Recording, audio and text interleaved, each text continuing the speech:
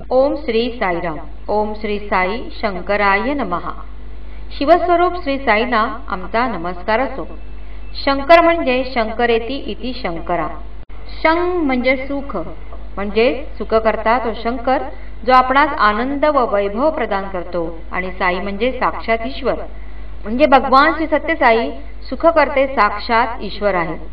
बालपणापासून श्री सत्यनारायणाला आपल्या बालप्रदेशावर विभूतीचा आडवा पट्टा ओढण्याची सवय होती.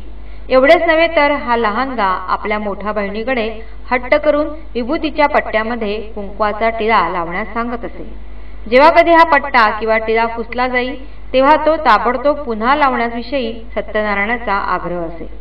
परंतु विभूती हे शिवाचे तर कुंकू हे शक्तीचे दर्शक असल्याचे काही वर्षानंतर सर्वांना उमजले. पुढे 1940 मध्ये हंपी येथील विरूपाक्ष मंदिरामध्ये शिवलिंगाच्या जागी स्वतःचे रूप दर्शवून भगवान बाबांनी आपण व विरूपाक्ष एकच आहोत हे सर्वप्रथम दाखवून दिले. एवढेच नव्हे तर जेव्हा प्रशांती मंदिराचा पाया खणण्याचे काम सुरू झाले तेव्हा जमिनीत असंख्य अडाण्या मिळाल्या. हे पाहताच त्यावरील शिवलिंग कोठे आहेत असे कोणीतरी बाबांना विचारले. तेव्हा त्यांनी स्मित करून आपल्या पोटाकडे हात दाखविला. याचा अर्थ त्यावेळी कोणालाही कळला नाही. परंतु जेव्हा महाशिवरात्र दिनी लिंगोद्भव होऊ लागला तेव्हा त्या अडाण्यांचे रहस्य उलगडले. शिवाला विभूती अत्यंत प्रिय. परमपिता शिव आपल्या सर्वांगाला विभूती लावतात, म्हणून त्यांना विभूतीभूषण असेही संबोधले जाते. आपल्या शिर्डी अवतारात साईंनी योगशक्तीद्वारे अग्नी प्रज्वलित करून व अखंड धुनी पेटवली. ज्यातील उदी विभूती ते प्रसाद म्हणून देत असत. आज भगवान श्री सत्यसाई परम पवित्रम अशी विभूती साक्षात करून आपल्या भक्तांना देतात. भगवान श्री सत्यसाईंच्या शंकर रूपाविषयी एक कहाणी. एका धर्मतत्पर दाम्पत्याची स्वतःला अपत्य नसल्याची खंत असल्यामुळे भगवान दत्तात्रयांची खडतर अशी उपासना करून त्यातील स्त्रीने दत्तगुरूंना प्रसन्न करून घेतले. ही गोष्ट माहीत असणाऱ्या अनेकांनी त्यांना तत्कालीन सत्पुरुषांकडून अनुग्रह घेण्याचा आग्रह केला. परंतु जी व्यक्ती मला परमेश्वराच्या रूपात दर्शन देईल तेच माझे गुरु असा निश्चय त्या स्त्रीने केला होता.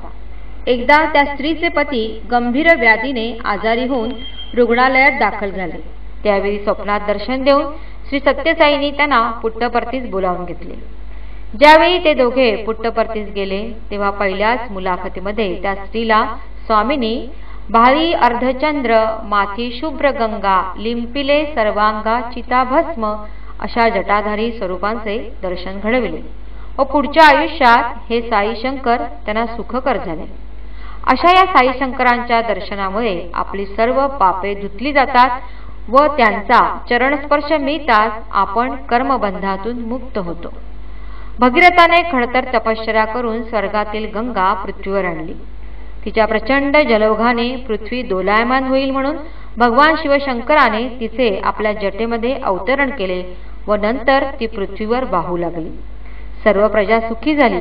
आज साई शंकरांनी भारतातील जनता सुखी व्हावी म्हणून अनेक ठिकाणी सत्यसाई पेयजल प्रकल्प सुरू केले असून तेथील जनतेचे जीवन सुखकर केले आहे. ओम श्री सत्यसाई नाथार्पण.